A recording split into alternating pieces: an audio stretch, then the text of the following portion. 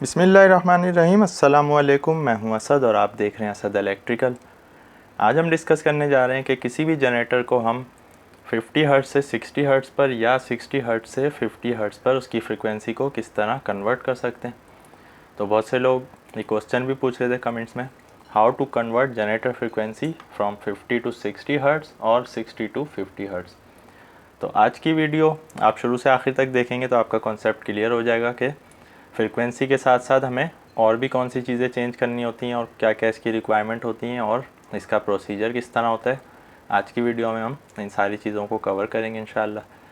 सबसे पहले हमें ये समझना होगा, if generator frequency is 60 hertz, यानी कि अगर हमारे जनरेटर की फ्रीक्वेंसी जो है वो 60 हर्ट्ज़ है तो उसके वोल्टेज जो हैं वो 200 वोल्ट, 210 या 215 वोल्ट होते हैं। लाइन वोल्टेज की बात हो रही है। और कुछ केसेस में 60 हर्ट्ज़ का जनरेटर जो है वो 480 वोल्ट पर भी काम करता है। तो सबसे पहले तो आपको ये देखना होता है कि जो जनरेटर आपके पास मौजूद है उसकी जो इस वक्त करंट फ्रीक्वेंसी है वो कितनी है, मसलन 50 हर्ट्ज़ है या 60 हर्ट्ज़ है, और उसके वोल्टेज कितने हैं। तो 60 हर्ट्ज़ का जनरेटर अमूमन 200 या 210 वोल्ट के लिए इस्तेमाल किया जाता है।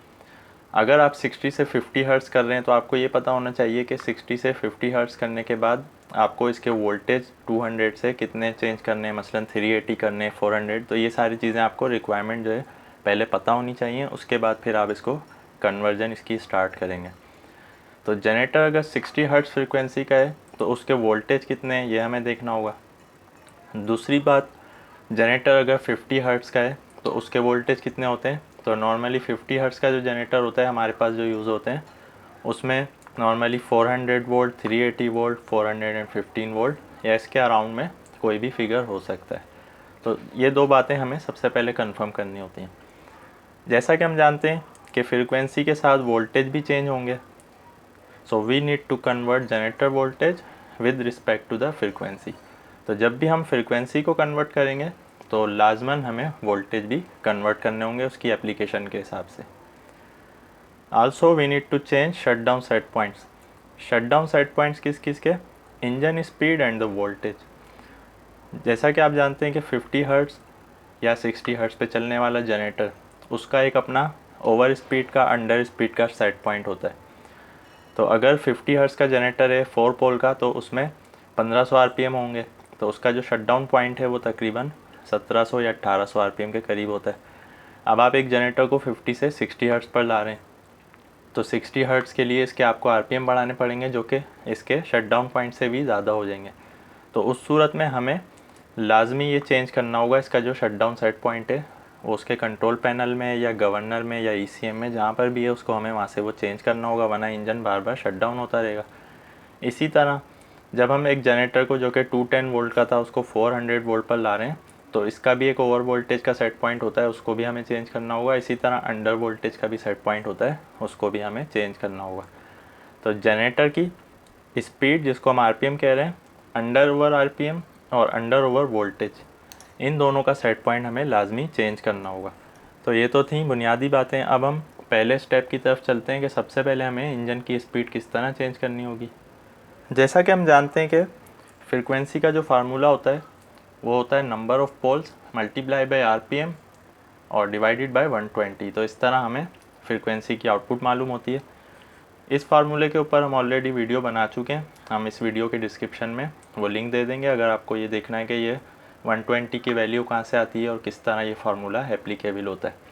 तो लेट सपोज़ हमारे पास एक अल्टरनेटर है जो कि 4 पोल का है, चूँकि पोल्स फिक्स होंगे और आरपीएम उसके 1500 है। तो जब हम इस फार्मूले के तहत 120 से डिवाइड करेंगे तो हमारे पास जो आंसर आएगा वो 50 होगा, यानी कि ये 50 हर्ट्ज़ का जनरेटर है।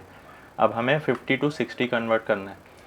तो पोल तो फिक्स रहेंगे अल्टरनेटर के, हमें क्या करना होगा 1500 से 1800 आरपीएम कर देंगे हम इंजन के।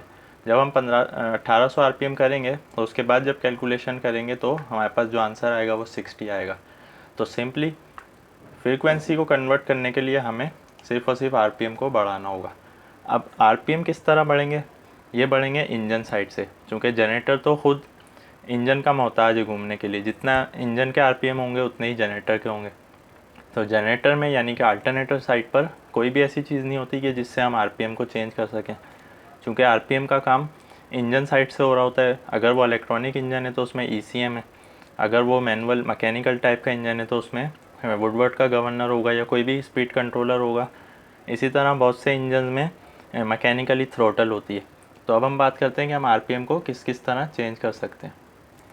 तो फर्स्ट स्टेप इसका ये होगा कि RPM चेंज करने होंगे। RPM कहाँ कहाँ से चेंज हो सकते हैं? फ्रॉम द ECM यानी कि सॉफ्टवेयर के थ्रू।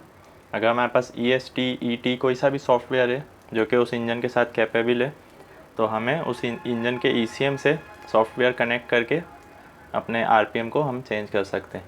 अक्सर ECM में ये ऑप्शन जो है लॉक होता है, क्योंकि इसमें सेफ्टी का मामला आ जाता है, तो उसके लिए हमें फैक्ट्री से पासवर्ड मांगना होता है। दूसरा ऑप्शन, अगर हमारे पास स्पीड कंट्रोलर लगा हुआ है वुडवर्ड का या कोई सा भी, तो स्पीड कंट्रोलर से हम रेटेड स्पीड से इसको चेंज कर सकते हैं। स्पीड कंट्रोलर के ऊपर और ECM के ऊपर ऑलरेडी हम वीडियोस बना चुके हैं, आप वो पिछली वीडियोस भी देख सकते हैं। तीसरा स्टेप इसका है फ्रॉम मैकेनिकली। अब ये मैकेनिकली कहीं से भी हो सकता है, कुछ इंजन में थ्रोटल होती हैं, कुछ में कोई लिंकेज दिया हुआ होता है, तो मैकेनिकली फिर किसी भी तरह उसको एडजस्ट किया जा सकता है, अगर तो उस इंजन में कोई स्पीड कंट्रोलर या कोई ECM यूज़ नहीं हुआ है। क्योंकि जहाँ पर इलेक्ट्रॉनिक सिस्टम आ जाए वहाँ पर मैकेनिकली करना मुश्किल होता है और बहुत सी जगह पे नामुमकिन हो जाता है। तो स्पीड कंट्रोलर और ECM अगर उस इंजन में नहीं है, वो बहुत ही मैकेनिकल टाइप का इंजन है, तो फिर वहाँ पे थ्रोटल या कोई ऐसा लिंकेज वगैरह उन्होंने दिया हुआ होता है। तो ये 3 पॉइंट्स हैं जहाँ से हम किसी भी इंजन के RPM को चेंज कर सकते हैं।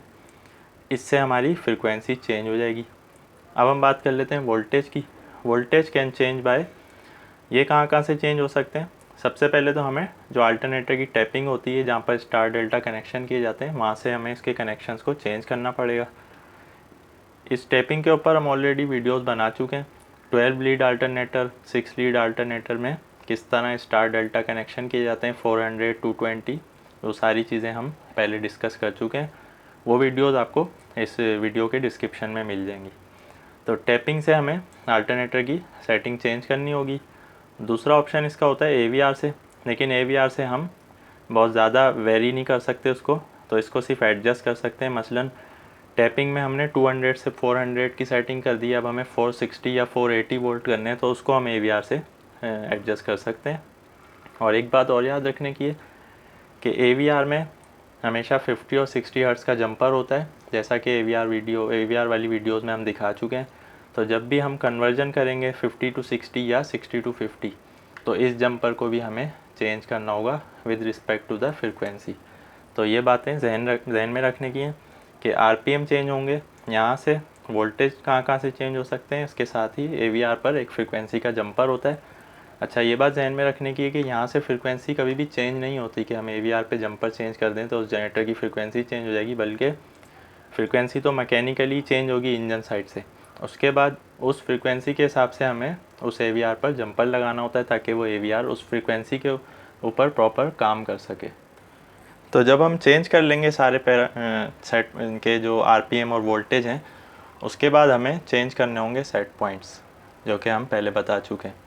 फॉर एग्ज़ाम्पल, सबसे पहले तो ये जानना होगा कि ये कहाँ से चेंज हो सकते हैं सेट पॉइंट। कंट्रोल पैनल से, जो कि जनरेटर का कंट्रोल पैनल होता है, या ECM से, या कोई और इलेक्ट्रॉनिक मॉड्यूल हमारे पास है जहाँ पर ये सेट पॉइंट एडजस्ट हुए हैं ऑलरेडी, वहाँ से हम इनको चेंज कर सकते हैं।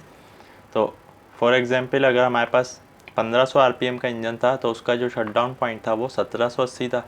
तो इसी फार्मूले को लेकर हम अगर 1500 से 1800 RPM पर लेकर जा रहे हैं इंजन को, तो उसका सेट पॉइंट 2200 कर देंगे, या जो भी फार्मूले के तहत वैल्यू आएगी। इसी तरह अगर हमारा जनरेटर 400 वोल्ट का था, तो उस पर मसलन ओवर वोल्टेज का जो सेट पॉइंट था वो 460 था। तो जब हम इसको कम कर रहे हैं 400 से 200 पर लेकर आ रहे हैं, तो इसका सेट पॉइंट भी कम हो जाएगा with respect to the value.